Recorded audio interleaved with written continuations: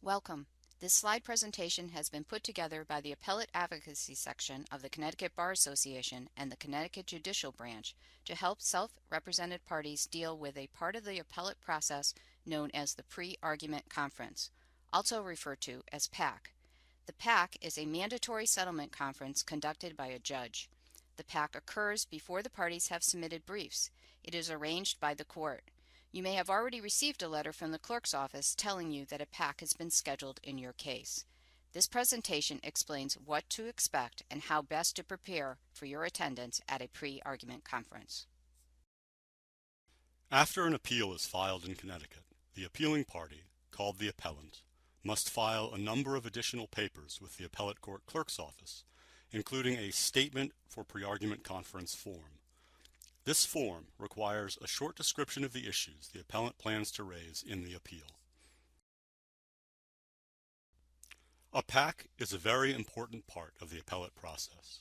Its main goals are to identify which issues in the appeal have the potential to win, weed out any issues that are unlikely to win, discuss the appellate process, and, most importantly, talk about resolving the case through settlement.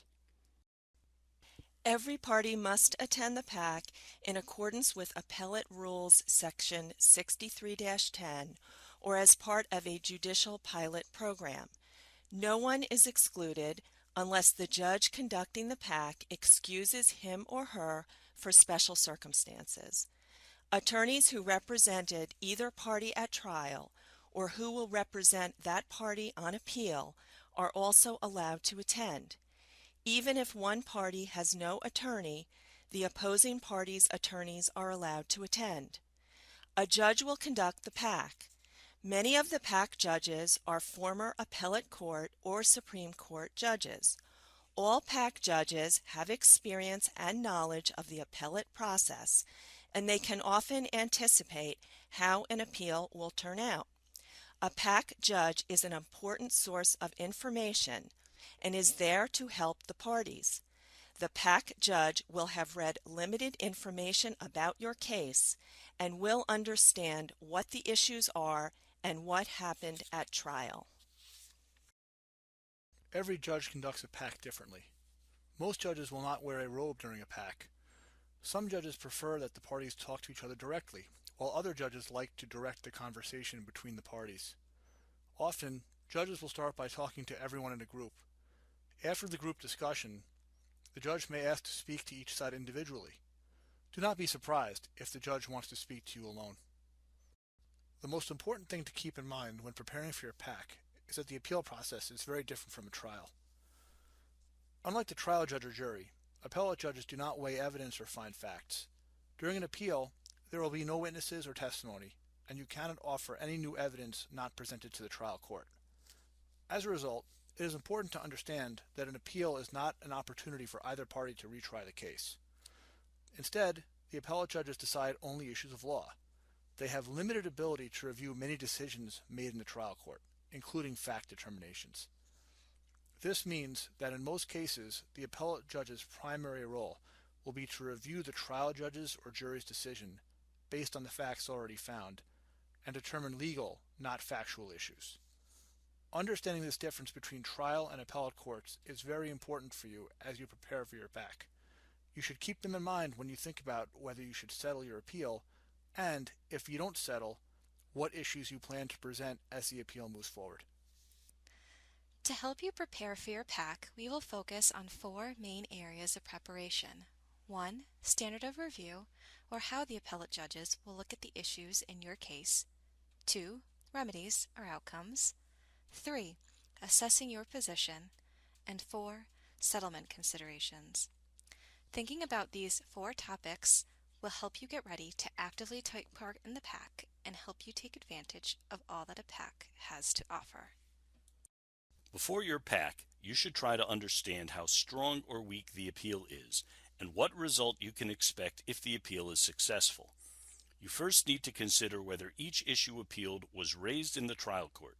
If it was not brought to the trial court's attention, the appellate court's authority to look at it on appeal is extremely limited. Even if an issue was correctly brought up in the trial court, you also need to understand the standard of review that the appellate judges will apply to the issues raised on appeal. The standard of review refers to the lens through which the appellate judges will evaluate the issues before them. The standard of review is different for different kinds of issues. The most difficult issues to win on appeal are those where the appellate judges apply the abuse of discretion standard. The abuse of discretion standard applies to many trial court decisions, such as rulings to admit or exclude evidence, whether it involves documents or testimony. A trial judge has a lot of leeway in making rulings during trial, so the appellate judges will not disturb the decision unless they are convinced that the trial judge had no valid basis for making it. In the case where a party claims that evidence should or should not have been admitted, there is another hurdle. The appellant must also show that the trial judge's decision was not harmless error. In other words, after convincing the appellate judges that the trial judge abused his or her discretion, the appellant must then prove that the mistake likely affected the outcome of the decision. Findings of fact made by a judge or jury are also very difficult to overturn on appeal. This is because appellate judges generally follow what the trial judge or jury decides, especially on issues involving witness credibility, that is, whether a witness lied or told the truth. The appellate judges will overturn a finding of fact only if they determine it was clearly erroneous. This means the appellate judges will not overturn the finding of fact unless the finding could not reasonably have been made based on the evidence admitted at trial.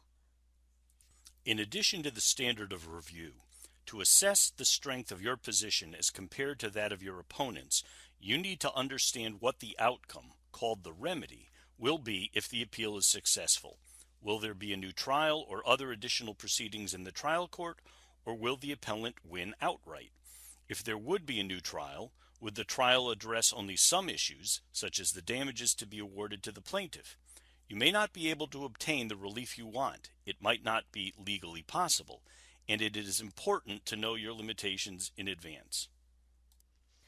Be aware that the overwhelming majority of civil appeals are unsuccessful, so it is important to weigh your position realistically. That is why understanding the standard of review and potential remedies is so important for preparing for your PAC. Understanding these issues will help you to figure out the strengths and weaknesses of the appeal, to think through what risks each party faces, and to understand how long litigation may go on even after the appeal is over. The PAC offers all parties the opportunity to consider settlement.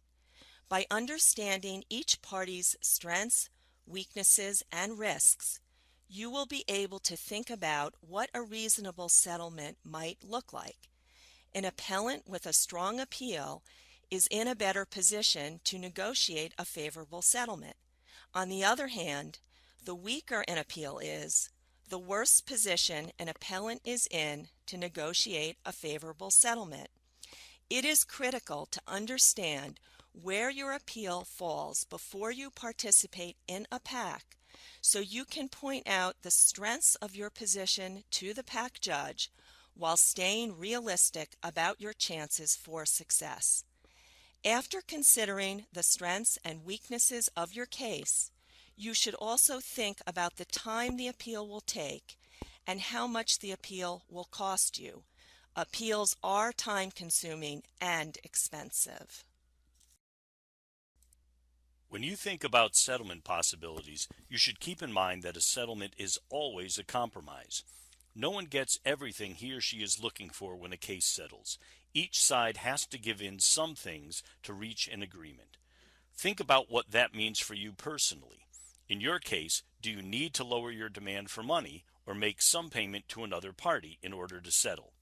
If your case is not about money, can you take some other kind of action or keep from doing something so that the case can settle? Are you willing to make the first offer of settlement, or should you reconsider an offer that has been made by the other party? As hard as it is to do, you need to give serious thought ahead of time to the compromises you are willing to make. In doing so, you can be creative in proposing a resolution that may be acceptable to all parties involved in the appeal. This kind of preparation will likely make your PAC a more worthwhile experience. You should be realistic about your expectations, considering your standard of review, the remedies possible, and the strength of the issues on appeal will help you arrive at a realistic goal. The focus of the PAC will be on the appeal, whether it is a strong appeal and whether it can be settled. Settlement can mean many different things. Depending on what your case is about, this might involve paying an amount of money or agreeing to do certain things. You might even be interested in going through a formal mediation process. If there is a chance of settlement, the judge may ask the parties to write out a settlement agreement. Or, if more time is needed, the judge may allow the parties to pick another date to come back and finish the settlement discussions.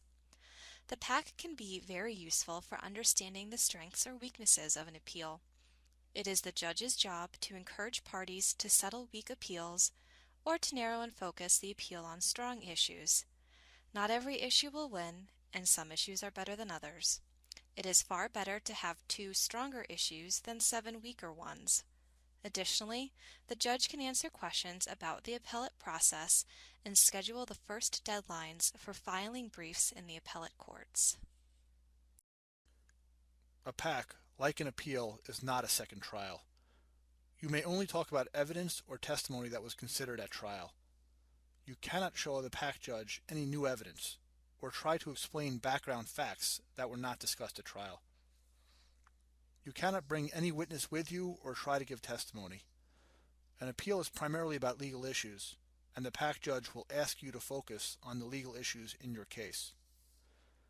The PAC judge will not give you legal advice, and you should not ask the judge to do so. However, the PAC judge may give you his or her opinion on how the appeal might turn out, but he or she will never tell you what to do. You should not think of anything discussed during the PAC as legal advice. During the PAC, you should not complain about the personality or competence of the trial judge. You can talk about any mistakes the trial judge may have made, and why those mistakes will create a good appeal. This is also not an opportunity to insult any attorney, witness, or the other party. Doing so will only damage your credibility. Most importantly, do not forget that the main goal of the PAC is to figure out whether settlement is the best option for you, or, if not, which issues in the appeal are the most important. Along these lines, it is important to behave appropriately during a PAC. Although the PAC is not a court proceeding, like a trial or hearing, it is a professional setting and requires appropriate and professional behavior. First, you should come to the PAC with the right attitude. Keep an open mind, as you might learn something about your case and the appeals process. Be involved in the discussion by listening to everyone and participating when it is appropriate. You must also be ready to discuss the substance of your case, including the issues, the standard of review that applies to those issues, and what remedies you want. It is good to talk openly with the judge and to keep realistic expectations. Second, you should act in a professional manner. Do not interrupt anyone who is talking. You will be given chances to talk, and you won't want anyone else to interrupt you. You should always stay calm, use neutral language, and never swear, raise your voice, or be sarcastic. Do not sigh, roll your eyes, or use inappropriate hand gestures. You should also dress neatly and modestly. That means no baseball hats or other caps, unless they are for religious purposes. No flashy jewelry, dirty or ripped clothing, shirts with offensive words or pictures, or tank tops. Never eat, drink, chew gum, or walk around the room. Food required for a medical condition may be allowed during the PAC, provided you ask the judge first and are not disruptive while you eat or drink. You should also plan to arrive 15 minutes early for your PAC.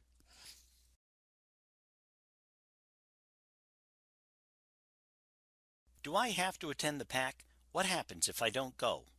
Yes, attorneys and self-represented parties must attend the PAC. Attendance is by order of the court, and the failure to attend can result in sanctions, which might include a fine. If you are unable to attend the conference on the date and time scheduled, you must contact the judge holding the PAC to request that it be rescheduled. If you need to reschedule the PAC, you should also tell any opposing counsel and/or self-represented party. Are my discussions during the PAC confidential? Yes, statements and comments made during the PAC are confidential. They may not be later discussed by the judge, attorneys, or self-represented parties if the appeal moves forward. Conversations taking place during the pre-argument conference about the case are kept confidential to allow for honest discussions that may help reach a settlement or narrow the issues on appeal. What orders can the judge enter regarding my appeal? The PAC judge does not enter any orders regarding the merits of the appeal. The judge does not enter any orders regarding any appeal or trial motion. The judge cannot decide the appeal. The pre-argument judge can set the timetable for filing briefs in the appellate court and can decide whether to request that a case pending in the appellate court be transferred to the Supreme Court. Will the PAC delay my appeal? The PAC is an essential part of the appeal process.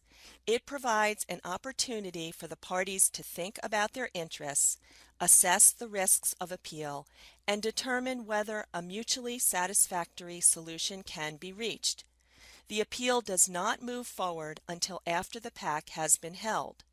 The appellate clerk's office often extends the time for filing the appellant's brief until after the PAC.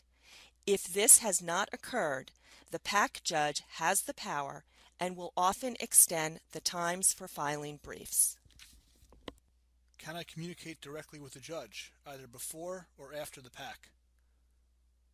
Parties should not independently communicate, either by phone, writing, or email, with the PAC judge concerning the substance or merits of their appeal. Communication with the judge, either before or after the PAC, without the other party present, should only concern scheduling or a matter specifically requested by the judge during the conference. What happens next? If the appeal does not settle after the PAC, then the appeal will proceed. The next step usually will be to file a brief. A briefing schedule will be set and the appeal will move forward according to the appellate rules. In some cases, follow-up settlement discussions may be scheduled with the PAC judge. Whether the appeal will move forward during the follow-up time period will depend upon the specific situation and the briefing schedule ordered by the judge. The next step usually will be to prepare, print, and file briefs and an appendix in accordance with the appellate rules of procedure. Thank you for watching this slide presentation. We hope that it has been helpful.